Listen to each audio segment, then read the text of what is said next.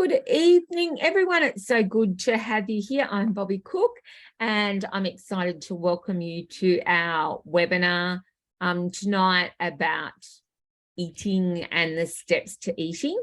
And I'd like to welcome the amazing Kiri Woodington, our dietitian, and the absolutely incredible Aisha Hilton, who is our social media guru. During the webinar, I'll be monitoring the question and answers and supporting Kiri in that way. And Aisha will be managing and monitoring the chat and messaging me if there's anything in the chat that we need to cover. All right, so let's get cracking. So I'm really going to hand over the reins to Kiri tonight. This is kind of a part 2 of a webinar on eating and the challenges of eating, talking about restricted eating, disordered eating, eating disorders, and all things eating, really. I think we were all absolutely incredulous about the number of steps that we have to go through to be able to eat. And some of us pick that up by osmosis. But lots of us actually need to learn explicit skills to be able to eat. And that's what we're going to talk about tonight. So over to you, Kiri. Evening, everybody. It's lovely to be back. Like Bobbi said, today we're going to go through some of the other steps to eating. I'm actually going to show you all of them because there was a big want to see all of them. And when we think about the steps to eating, there are lots of different models, and this is my one that I've morphed as a result of many years of experience. So there are other similar models, but this is the one I find generally works the best. So before we get into that, I just wanted to refresh what we talked about in the last one for those of you who haven't seen it, or it's been a while, or just many things has happened between my last webinar and now. So before we even have food in the room, things need to happen. And that includes reducing your anxiety and the child's anxiety. So if you are anxious that they're not eating, they are anxious on your behalf, because our children are extremely perceptive of us and our emotions. So what I have a handout this time. I am more prepared this time, and Aisha's going to help get these handouts out at the end. But I just wanted to go over some of the initial steps to eating, and then we're going to move on to the next couple. And I'm going to share my screen. All right, so there's a whole lot of information above, but I'll just go through them. So the first one, we talked about not force feeding your child. Let your child sit with you and let them decide if they are going to eat. So you as parents and you as guardians, you decide when we eat and you decide what we eat, but they decide whether they're going to or not. And it is okay if they don't want to, but they do need to sit with you. So the second one is making sure you sit in the same spot every night for dinner. This is the only old school rule I really keep for us that had to sit around a table. It doesn't even have to be a table. It can be around a coffee table. I've got a lot of families that sit on a couch, but no screens. We're going to have the TV off, please. But just make sure it's the same spot every night. Children with ASD love routine. They love regular. So keep it routine, keep it regular. We're going to sit around the same spot every night for dinner. Sit together. And this is what I've seen fall apart as a result of COVID. We've all started sitting wherever we want. We've all been sitting in our rooms. We've been sitting wherever we want to, because COVID destroyed a lot of our routines and a lot of what we were doing before. So sit with your children. Children learn from adults. They cannot learn what they cannot see. So if you want your child to eat broccoli, we need to show them how to eat broccoli. If you want them to eat a particular food, you have to be showing them that. They can't just magically start eating things that they've never seen eaten before. Sitting at the table is a really important part of family life across many, many cultures. It's where we discuss news, events, daily living, the fact the dietitian cut her hair off and dyed it pink. So sitting together is a really important way to bond as a family unit. So this is a really hard one. This is really the hardest one. When the meal starts, don't talk about food. No more, let's try this. No more, give it a go. No more, this is what's on your plate. Talk about literally anything else. Anything else. We want the children to feel comfortable around the table. We want to start having more positive conversations about other things. We want them just to sit and hang out with their family unit, whoever that looks like around the table. Allow the child to watch you and the other adults around you. Allow them to learn from you in a safe, reduced anxiety space. It is absolutely okay for your difficult feeder to have their own separate meal. So if the rest of the family is eating chicken stir fry and they want their chicken nuggets, totally fine. At this stage, it's not about them all of a sudden eating chicken stir fry. It's about them just sitting with you and enjoying the routine of it. We've talked about this one before. So meal times are 20 minutes. Don't go overboard. Don't make your child sit there until their plate is finished. It's not going to happen. Don't make them sit there for longer than they need to. Call it. If your dinner is done in 10 minutes, call it. And if they haven't finished what's on their plate, that's okay. Just let them eat what they would like to eat. So food is not good or bad. Food is food. Food is green, orange, wet, slimy, crunchy, spicy, loud. We need to start changing our language around food. So I've said this in the past. I don't like tuna, can't stand tin tuna. I can't stand the smell, but that doesn't mean tuna's bad. Tuna's actually amazingly good for you. It's got lots of protein in it, but just because I don't like it doesn't mean others don't love it, because it's a massive booming industry. So we've got to stop calling food bad, gross, yuck, because it's just not true. I don't like tuna because of the smell and I just can't get past it, but loads of people really enjoy it for other reasons. So start challenging yourself. Why do you like the foods that you like? Is it because they have a good smell?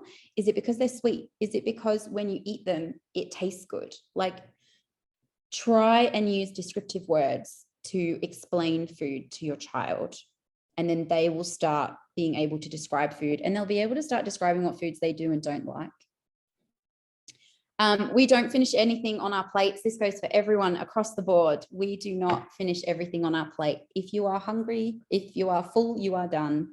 And let the child decide how much they are going to eat. Lots of you have learned this the hard way. Dessert is not a reward. It doesn't work. Generally speaking, rewards and punishments don't work. And making sure dessert's healthy. So if dessert's normal in your house, do it. And if they don't finish all your meal, that's okay. They've tried their best. They've done a really good job. It's been a really demanding time, and they can have dessert with the rest of the family. Don't alienate them from that. Also, dessert, as a dietitian, should be healthier options anyway. You know, we shouldn't be having cake every night. We should be having yogurt and fruit and other healthier things. And it also gives another moment for your child to learn from you. So if you've got a child that doesn't eat yogurt, sitting around a table eating yogurt gives them that opportunity. We talked about this last time, Bobbi, and we had a comment. Cutlery is very cultural. It's very cultural. It's not helpful. It's very, very cultural. And there's that famous Gandhi quote that when the British invited him for dinner, he refused to use their cutlery because he didn't know where it had been, but he knew where his hands had been. So if you've got a child with struggling with fine motor skills, or they're just not interested in cutlery, don't force it. It's not helpful. It doesn't help with feeding. And we talked about this in length in the last webinar. Let them put it down. Just use the best utensils we've got. And if your child is eating with their hands and you can see they're not 100% sure what to do, drop your own cutlery. Show them. If we're eating spag bowl with our hands, so be it. That is what we are doing. So if you've got a child that loves to learn with their hands and likes to eat with their hands, all of you do it. Show them how to eat with their hands, and that is okay.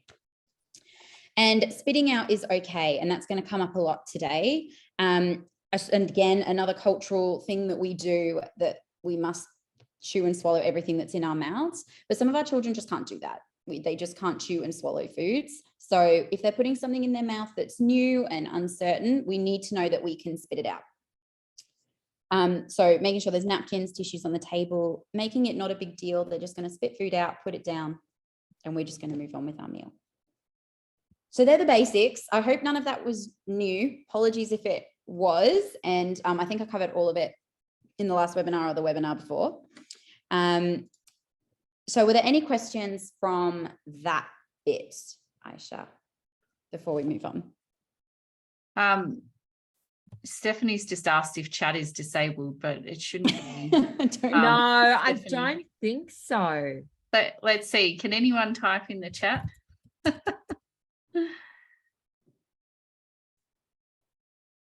Let's see if just at least one person can reply to us. That would be good. It is disabled for some reason. Ah, okay. I don't know why. Zoom has been really weird this week.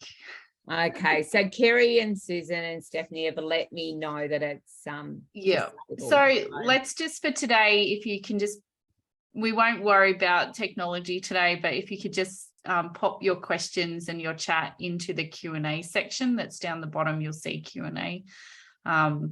We'll just chat that way. Yeah. Okay, back to you, Kiri. Okay, so what I really want everyone to sit with as we move forwards into the next steps of eating is we have been through some really hard times, and I think we were expecting 2022 to be this amazing year, and that is just not what's happened. And Bobbi and I have been talking, and so many of our families and so many of us are just going through some real hardships at the moment. Yeah. In just so many aspects. So I want everyone to know that the basics to feeding are the most important part. So if you can get those nailed and you just need to leave it at that because that's where your family is at the moment, that is okay. And if you just need to have sessions with me to hold you in that space, that is okay.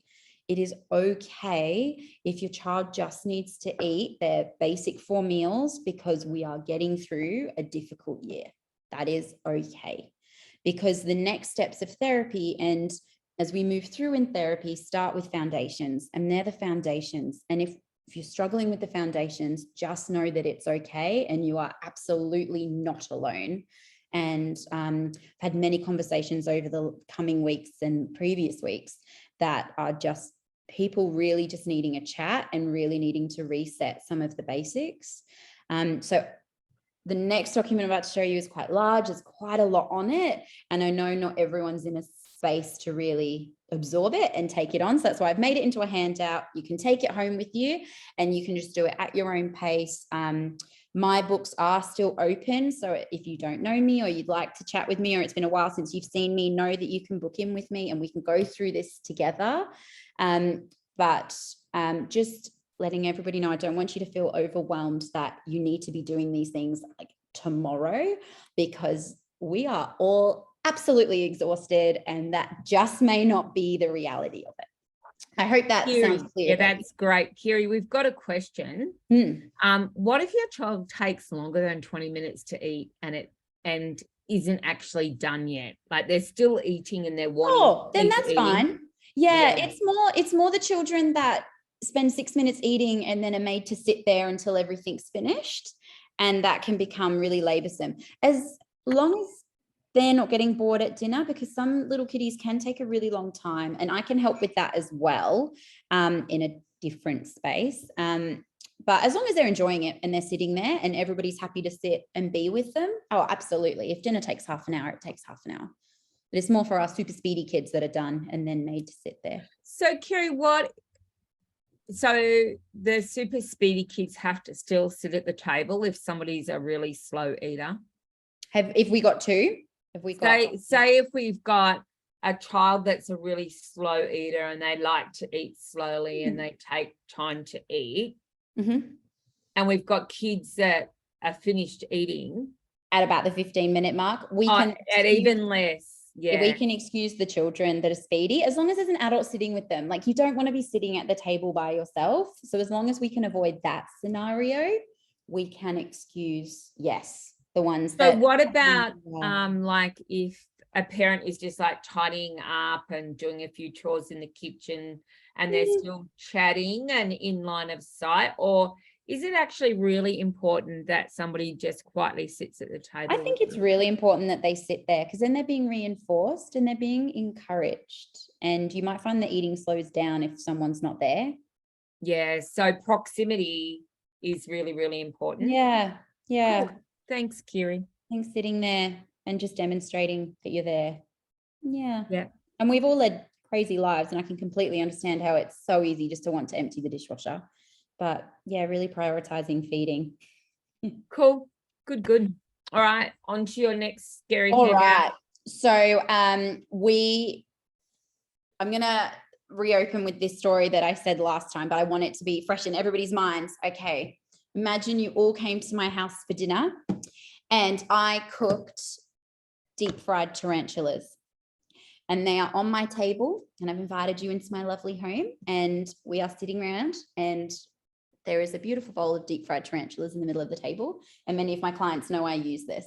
So deep fried tarantulas are an absolute delicacy in many, many parts of the world. It is prized over. It is the thing they all fight over. However, not in our culture. That is not something we fight over. So I just want you to imagine you're sitting around a table and there is something incredibly uncomfortable in front of you, and you know that you are expected to eat it because that is the social convention. So as we go through these steps, I don't want you to think of food as food, because to you and I, a broccoli is not scary. However, to our kids, a broccoli is like a tarantula. So as we go through these steps, I just want you to think about, if you were at my table with me right now, I'm at my kitchen table right now, and I brought out tarantulas, what steps would you need for you to feel comfortable enough to even pick one up, to lick one? And that's what we're going to go through these steps. Like, as you're sitting there, what would I need to convince you of to get you to try one of these? Because if you sat at my table and I said, just try it, are you going to? And I can see Bobbi like, nope, absolutely not. So Kiri, there is absolutely nothing you could do that would convince me to try a deep fried tarantula. You could sing, you could dance, you could promise me Lego, a massage, a day spa, a week off work, a trip overseas. It would not matter what you offered me. I would not put one on my plate. I wouldn't sit at the table. I wouldn't smell it, touch it, taste it. None of the above. Have it on my plate with other food. Nope. So and also, really would it put you off eating your safe food? Oh, yeah, I'd be totally focused on it.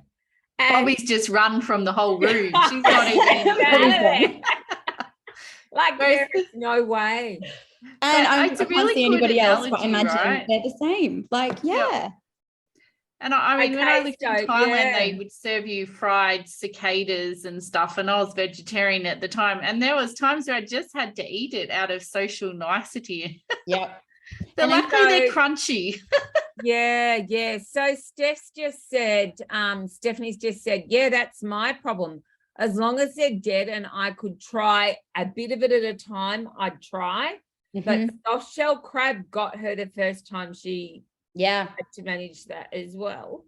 Yeah. And you know, that having to eat out of social convention, you know, if you invited me to your house and you made tuna pasta bake, out of social convention, I would eat it begrudgingly. But our kids aren't going to do that. They are going to go running from the room. Yeah. And they're not going to have a bar of it. So instead of thinking about food, I want you to think, what on earth could I possibly say that's going to make you even engage with a tarantula at the most minimum of moments? So I'm going to share on my screen every single step. So you're just going to get all of them in one go. Okay. Welcome to Steps to Eating. So remember, before we start eating, step 1 is just sitting at the table. And we talked about this in length. Step 2 is implementing all the basics that I just quickly ran through. Step 3 is allowing your child to improve their anxiety and relationship with safe foods around the table. So before we bring out tarantula-like situations, we are just going to be sitting around the table, sitting for our 15 to 20 minutes with our safe foods, so that we learn that this is a safe space, tarantulas not included. And then in doing that, parents, allow yourself to improve your anxiety and your relationship with foods around the table. So ideally, we've just got this space where you and your family are sitting around a table, everyone's eating foods of their choice, and everybody is just chill. And right now in 2022, that is what is a challenge, because it is a challenge. There's lots of anxieties at the moment. So like I said, if we're not there yet, that is okay. But we don't need heightened anxiety and then me to drop a bowl of tarantulas in the middle of the table.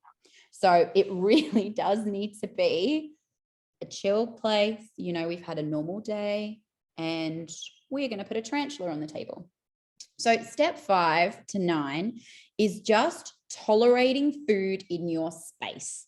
So it might take you a couple of weeks of coming to my house every Friday to sit with a bowl of tarantulas for you just to be comfortable with it.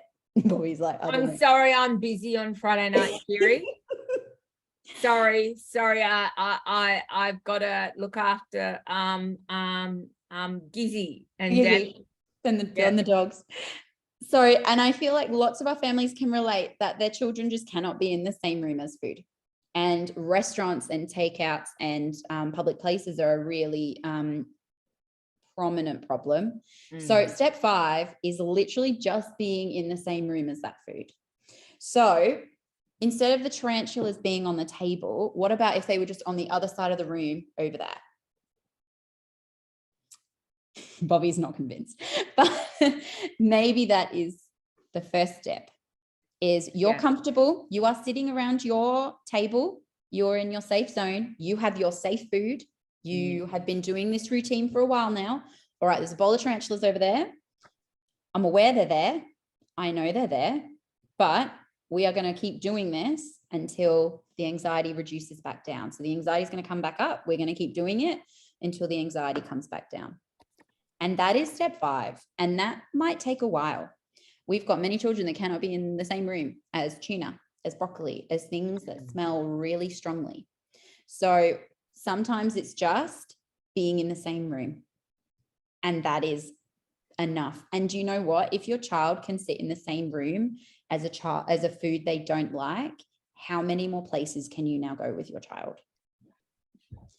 They don't have to eat. Yeah, that's true. That's really true. We've got a really good question from Emma.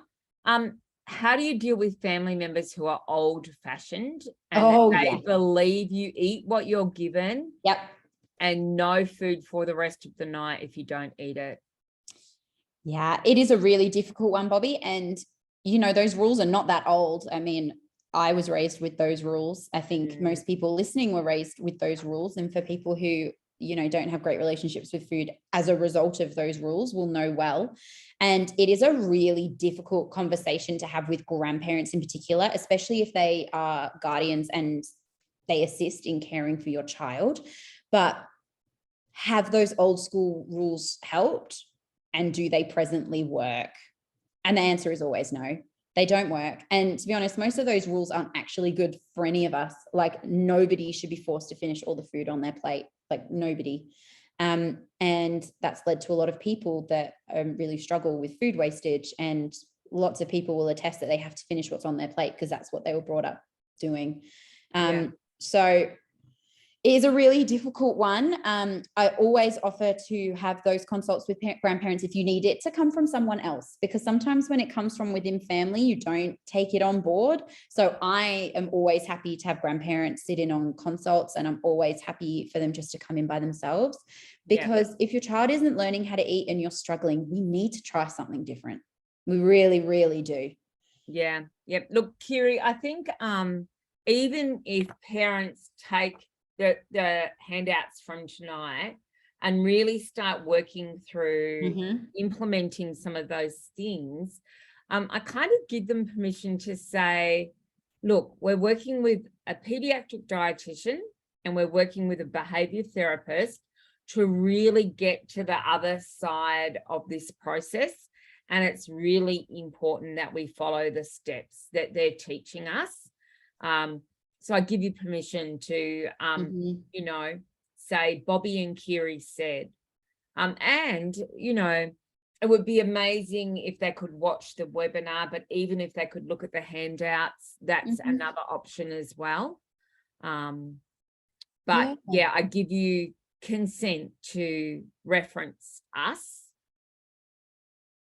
Yeah. And at absolutely. the end, I'm going to talk about some different language that we can use around food as well. So we're going to have a little bit of a chat at the end about imperative and declarative language and how that really impacts how children and family members can really engage with the demand that we're placing on them. So great question, Emma. It's a great question, and it's a common question. It is one I get all the time, especially if you go to grandma's on Sundays and Tuesdays and whenever, you know, they are, and those rules are so old. They've been around for so long, and they're going to be really hard ones to break. So when we're just looking at tolerating, this is why when you say to a child, just try it, what part of the steps are you asking of them? So there are 32 steps here. So that term, just try it, is not helpful. Like, what would you like me to try? Because right now I'm just tolerating being in the same physical environment as this tarantula. So as the child feels more comfortable about, or Bobbi feels more comfortable about tarantulas being in a bowl in the room, you're going to start moving that food closer, just a little bit at a time. It might start in the kitchen, and then it's on the kitchen bench, and then it's next to you as the adult, and then it's halfway down the table, and then it's near them, and then it's in their space. It is still not on their plate. We are not there yet. It is not on the plate. Bobbi would leave and run away if I put a tarantula on her plate at this stage. We are absolutely not there, but it's been several weeks now. And remember, this doesn't happen in one night. This could take 6 months. Every child is different and every food is different. You know, some foods are less terrifying than others. So just slowly move it closer and closer in, and they'll start getting more comfortable and the anxiety will start reducing around it. Even by the end of this webinar, you'll feel less anxious about me talking about tarantulas than you did when I first started talking about them. So that is steps 5 to 9. Bobbi's not convinced. So sometimes that is all we need to be able to go out in public and to be able to sit out in restaurants and to be able to go to people's houses, is just for our child to tolerate it in their space. They don't have to, we're not even touching it yet. We're not anywhere near it, but we are just having it in our face. So smells, and this is somewhat similar to the SOS program, except I keep swapping it up because I feel like you're more inclined to use your nose before your fingers. So you might smell it from across the room. So for example, tolerating the odor at the table. You know, if you've got tin tuna, I might just tolerate it being on the table. So you're still not touching it yet. It's still not in your space yet, but we are tolerating that smell, especially for those of us who have got very sensitive nosed children who can smell things a mile away. Just tolerating the smell, tolerating the odor in their immediate space, and then physically smelling the food. So you're still not smelling food. If you've got a plate of something and you pick it up and you get them to smell it, you're still not physically touching it, but you are getting really close to it. So think of our tarantula, and we've gone through many weeks of slowly getting that closer and closer into your space. What we are doing with smelling is really just bringing that more into our space. So we're bringing the plate up, we're smelling it. And that's a really big deal. Imagine if Bobbi felt comfortable enough to smell one of the tarantulas, even for a second. That is a huge, huge step, huge step. And then touches is the largest section, because there's many, many different ways to touch and interact with food. So this can start with preparation of the food. So lots of our kids are actually really keen little cooks, and lots of kids are really happy in the kitchen. So they may assist in the preparation of the food, but they absolutely don't want to be served it. But they're happy to be a part of that process. They'll use utensils to serve the food to others, because that's another big step. Remember, they've got lots of senses coming at them. It smells, it's got a lot of visual content. when they will use utensils to serve food to themselves. So that might be onto a training plate or around them. It may not be onto their own plate, and that's okay. So we'll manipulate and play with food with utensils. You know, when people pick up and they're just like poking it with a fork. Yes, what is this? You might poke that tarantula and see what happens if I poke it. Is it still alive? No, it's deep fried. Will it move? Will Is it gonna move? Go like that No. at me? So then we'll touch the food with another food. Sometimes you'll see them, you know, pick up a chicken nugget and be like, yes, I'm gonna investigate this further. And then you might just want to touch it. And that was enough. You might want to investigate it that way. And then you might start picking it up and holding it and seeing what you think about it. And then you might hold it in your hand. And remember, these just take time. They take time. And then we bring it to our lips and we're interested in it. And touching our lips also comes out of this category. You know, what does it feel like on my lips? Your lips are really sensitive. They've got a lot of sense here. So how does that feel there? And then this is where we move to the tongue. So will you just be like, okay, what's it going to feel like? So that's 23 steps already. We're still not eating it yet. We are at potentially considering using our tongue to touch this weird inanimate object that we have slowly built a connection with over many, many, many weeks, in Bobbi's case with the tarantulas. And then we're going to taste it. And what's really important is eats is the last one. So remember, taste does not mean eat. Taste means taste. We have an entire muscle to do it. So we'll lick food to taste it. And when we're licking food, we're also determining not only taste, but what's that texture going to be like on our tongue? What are we expecting? I have never eaten a tarantula, so I have absolutely no idea what to expect. What does it taste like? If anyone's eaten one, I'd be really interested because I talk about this all the time. I actually don't know the answer.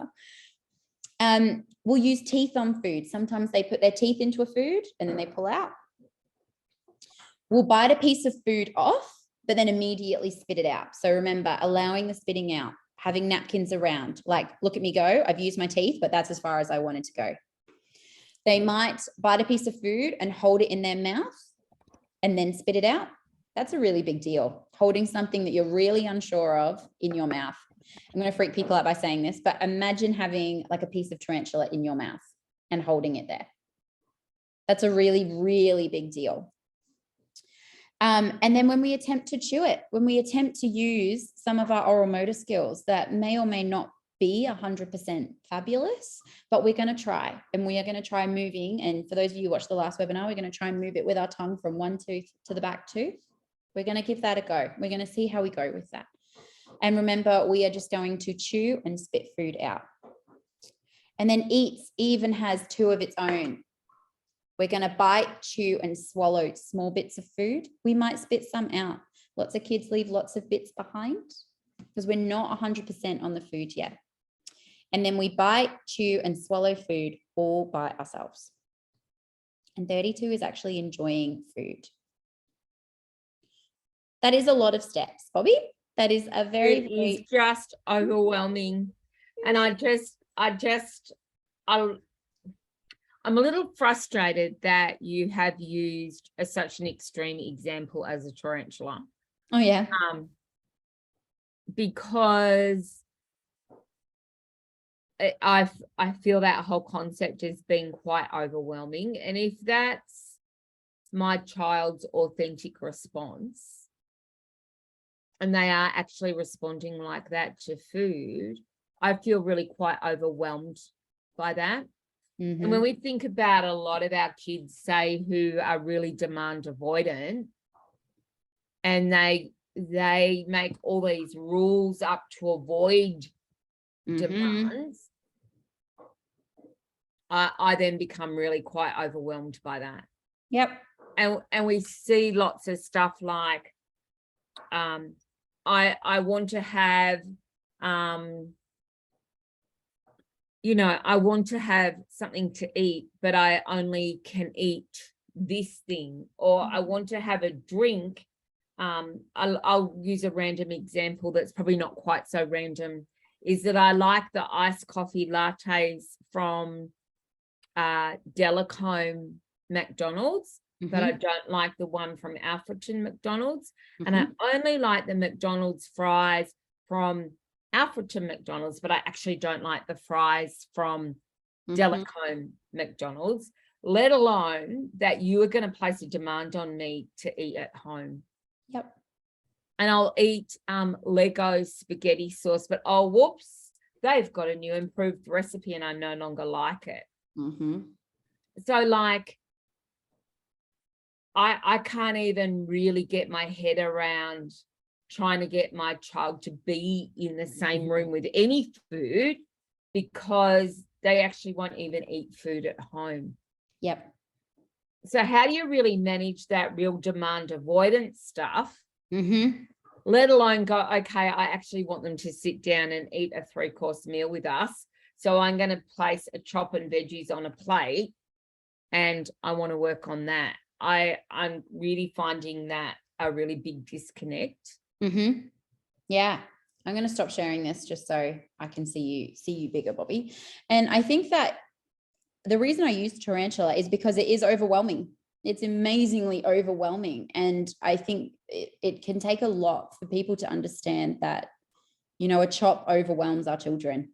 And we may not understand that, and that's okay, but that is how they feel with it in front of them.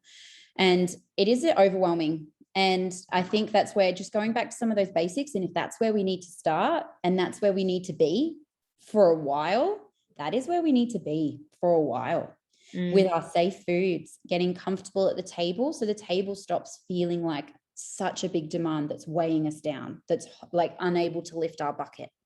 So sitting at the table needs to become more light and more easy for us to carry in our buckets, in our PDA buckets. Yeah. And yeah. it really does, because, and for all the mums and all the dads that got told their child won't starve themselves, I hope that shows that they 100% will. Absolutely will.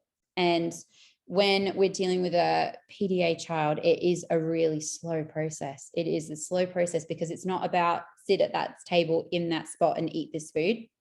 That's just not going to fly. It is about putting their safe food there, and that is it. And if they would like to join the table, that is okay. They are more than welcome at the table. But also, if they don't want to be at the table, that is also okay. If they need to come pick up their favorite Nutella sandwich and then take it to their room, that's okay. And we are just going to keep placing that Nutella sandwich there every night while the family sits around and has dinner. We're just going to keep placing it there. They can come take it and they can take it back to their room. But eventually, as curious as humans are, eventually we might be like, I wonder what happens if I sit here? What happens if I even start on the other end of the room? I might sit and eat my sandwich just there.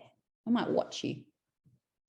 And slowly but surely, we get to a stage, and it may not be perfect. It may not be sitting around the table, but it may be in the same area. I hope that answered that. And you probably have more wisdom with PDA, but I think that's good. So Marilyn's actually made a really good comment here and some great strategies that she's used with her now 14-year-old grandson. So when they were 2, they'd make funny faces with his food, encouraging him to eat, which was really successful, but very, very small amounts. So, you know, I suspect that Marilyn's talking about eyes, nose, and mouth, like really small amounts that aren't overwhelming.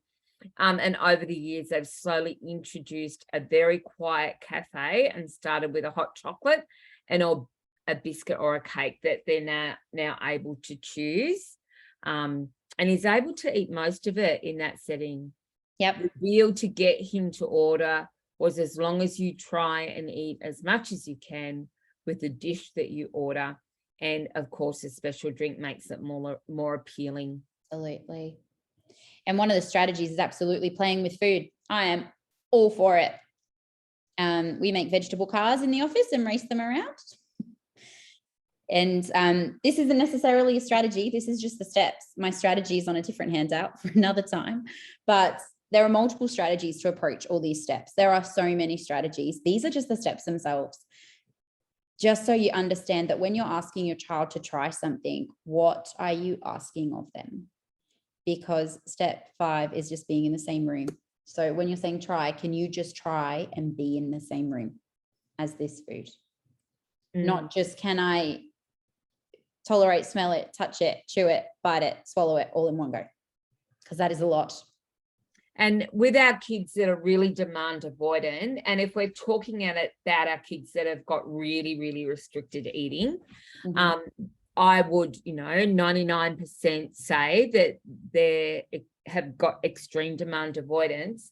And if we think about pathological demand avoidance, most of the time, those children also have a diagnosis of autism. But in the UK, for example, PDA is a standalone diagnosis and you don't have to have autism. So we see that demand avoidant behaviour. Our kids go, well, if you want me to be in the same room as the tarantulas, for example, I know that your end game is actually that I eat those tarantulas, and I know that's your end game. And so therefore, because I actually am really, really clever and know that's your end game, I'm just not even going to be in a room with them. So, Kiri, I know that your end game is that you want me to eat those tarantulas, and I am just not going to. So I am just going to avoid any demand that you make around me taking any step closer to those tarantulas, because I know you're just going to put more and more and more demands on me around the tarantulas. It's a really, and especially when you've been telling a child to try something for so long. So I guess then I think your idea about safe foods is a really great idea. And identifying what your kids' tarantulas are. And do you just go, okay, I'm not going to ask you about tarantulas at all? Oh, we can talk about them. So one of my strategies is to talk about it. And would you feel more comfortable talking about it? But would you feel more comfortable if the demand, like, how do we change that demand, Bobbi? Is because remember, sometimes it's just about tolerating food in a room so that you can go out. It's okay if your child never eats tarantulas, does it? So how do you effectively communicate that without in a way that doesn't have a demand attached to it? Well, that's that is a question for you, Bobbi, I would say. PDA, what would you say? I would say it is around the difference between imperative and declarative language. Yep, I agree. So imperative language says, okay, everybody, we're sitting down to eat tarantulas. And that's what we're doing. Whereas declarative language is, there is a bowl of tarantulas sitting on the bench. We're sitting down to eat safe food. So there's actually no demand attached to the tarantulas sitting on the bench. You are just making a declaration that they are there. I actually quite like, where is it? So this is an example of declarative language, is like asking your friend to fix your car. It's like saying, oh, here's a car to be fixed. And you don't care how they fix it. Whereas imperative language is like calling your friend and then telling you how to fix the car and what they want you to do. Sorry, I just put myself on mute because my puppies found the toy that makes noise. Oh, good. I don't know if you can. Is that what it was? Yeah. So what I might do is I might just go confiscate it. All right, you do that. So just thinking about like the language that we use around inviting and using declarative language. So we talk about thinking, noticing, hearing, wondering, those kinds of things is around changing imperatives to declaratives, and there's a real process around that. And I actually wonder, Aisha, if we actually need to do a webinar on the difference between declarative and imperative language and the use of it in PDA especially, and how we can then move that across. Yeah, that sounds like a good idea, because what Kiri's saying is really great. But then when you've got children like me with PDA, it's like she's sorry for swearing, but it's like, yeah, tarantulas or not, if there's any sort of expectation on them with the, like you're saying, with the end game, it just sort of stuffs up and it's like when you go to these parenting workshops and you try and apply them to a PDA child, it always backfires. So there are kids that have disordered and restrictive eating that don't have PDA, but then when you add that extra level of PDA, oh, you're in even deeper trouble. And remember, this isn't a point of therapy. This is just the steps, and there are so many different ways that we can approach these. And I think Bobbi spoke about a really good one. Would it help to know about the tarantulas? Just general info. Do we need to be YouTubing it? Do you want to know how it's cooked? Do we need to learn why some cultures eat them? How are things grown? You know, why do you like tarantulas? Share it with me. So if we're talking about food, so if we're talking about broccoli, why do you like it? And how do you like it cooked? And what is it going to taste like to you? And how is it farmed? And is it from Australia?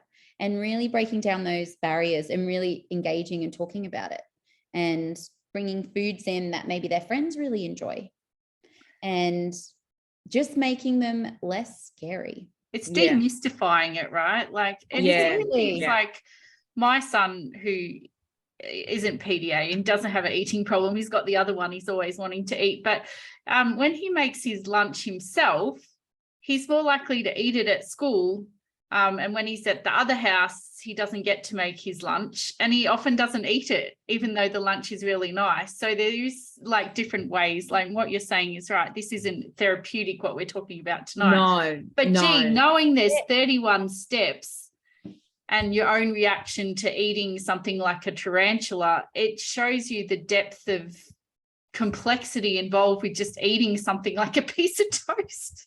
And because for some kids, a piece of toast might be their tarantula. And that's why I think it's a really good example, Kiri. And so we've had somebody say yes, definitely, around the declarative and imperative language, and we'll certainly do that. And look, Kate will recognise some of the scenarios that I've been talking about tonight and will be chuckling.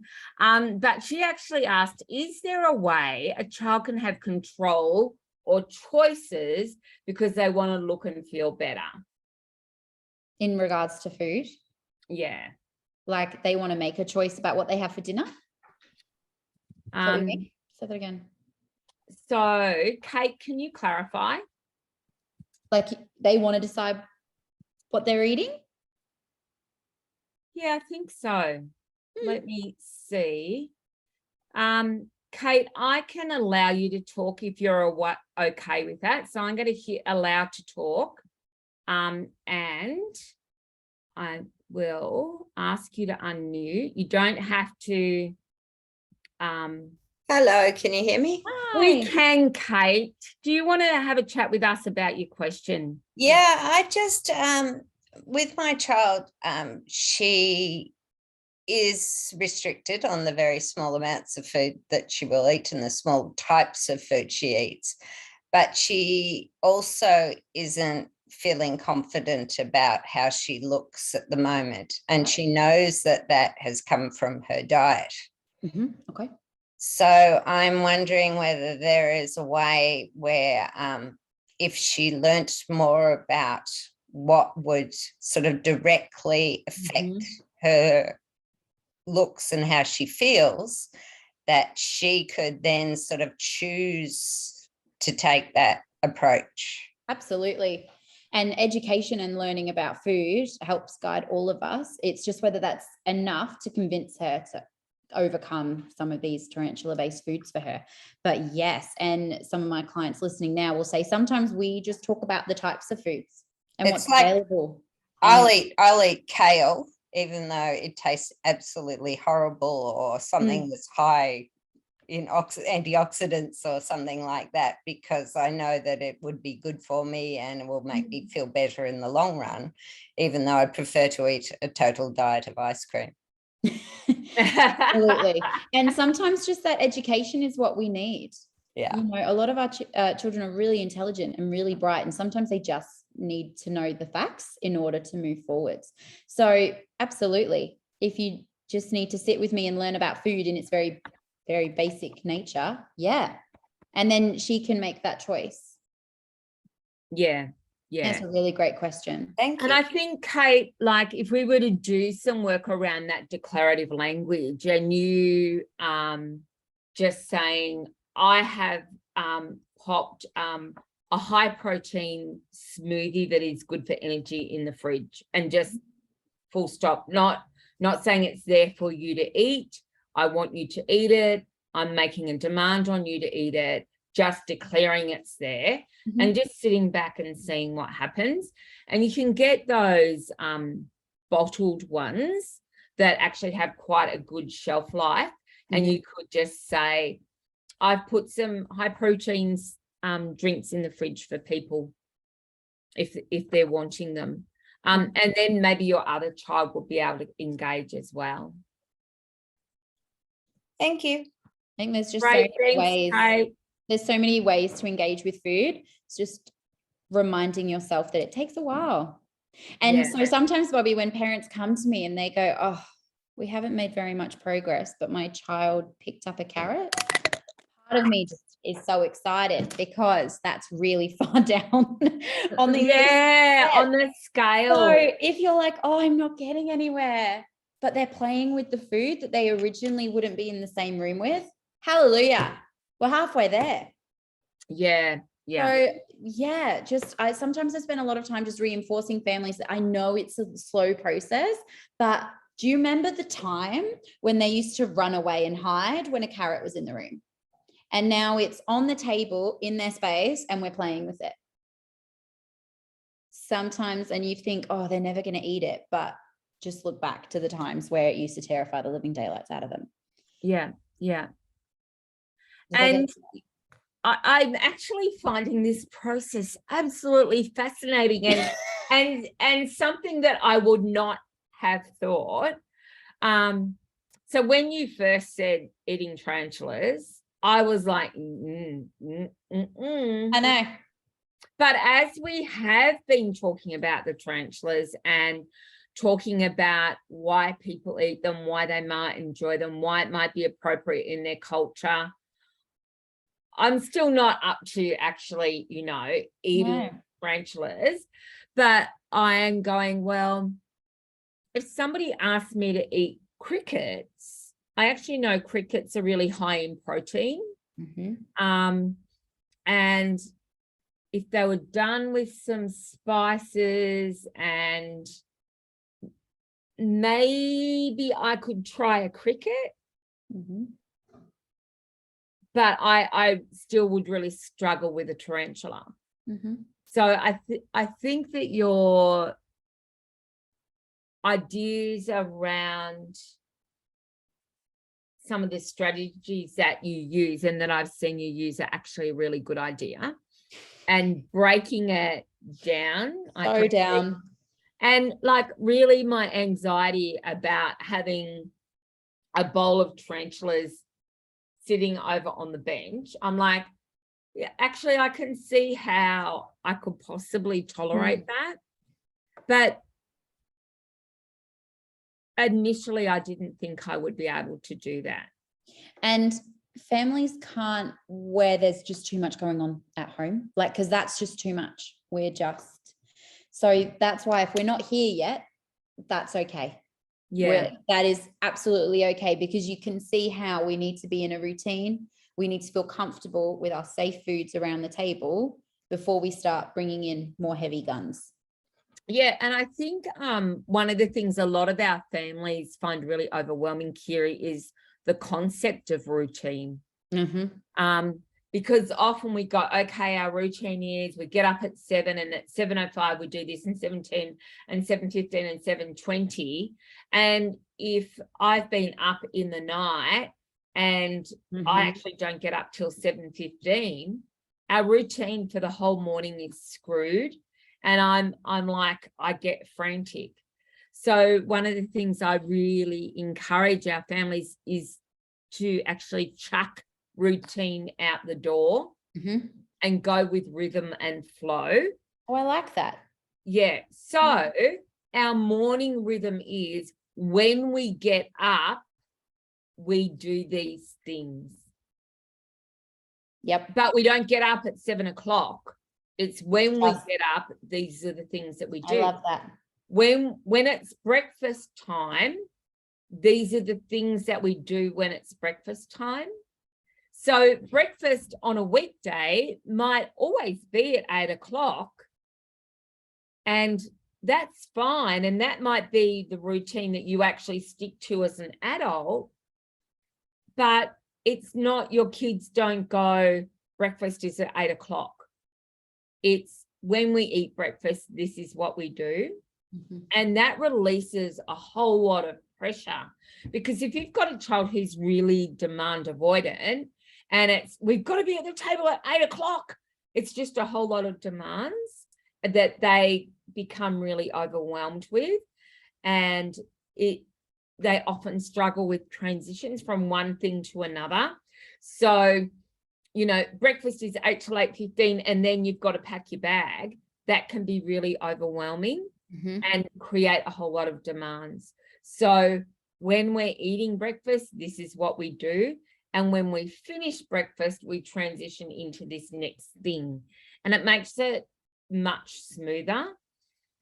So it's like bath time may be before dinner at some stage. And when we have our bath, this is kind of what we do.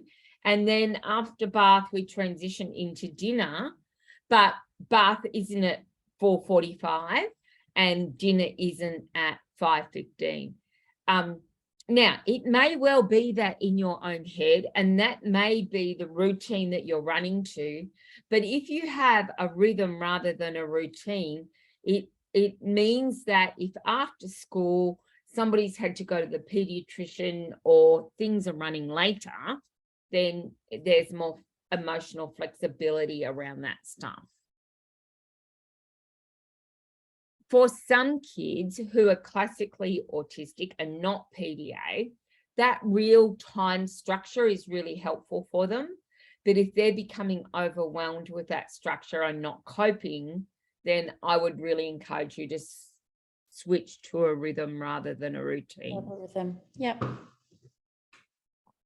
Okay. Now, what else did you have for us, Kiri? I think, is that enough? Do you know what? I've just, because I'm looking at the time, and then, you know, Bobbi, there are so many strategies, and we can talk about some of the strategies in the future, but different strategies will work for different people, and it really depends where you're at and whether there are other children. You know what?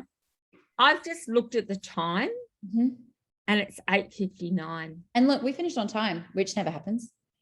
I'm impressed. And Kiri, people love your hair. It looks amazing. Oh. For those of you who don't know the story, I have long blonde hair and I cut it off for charity when I turned the big 30 this year, and I donated. It was really short, and if you're chopping all your hair off, why not? Might as well go pink. Just dye it. Yeah. So that's what I did, and it's a bit more purple now as well. So I think purple is next. Fantastic. And look, I just want to do a plug for our next webinar. For some of you, it's not going to be quite so relevant, but it's the time of the year when we're thinking about school readiness, and like readiness for kinder or preschool or going into prep or foundation or reception. And it's a really, really big deal. And so we're having a special guest on our next webinar, the amazing Dr. Catherine. Catherine is an endocrinologist who's a mum of 2 boys. So like she's a professional woman, and she had lots of struggles with her little fella getting to school and transitioning to school. It was really, really, really difficult. So she's actually created this amazing app that I am so excited about. And you can create your own social stories. And she's got all these little avatars that are like characters you can choose for in the social story.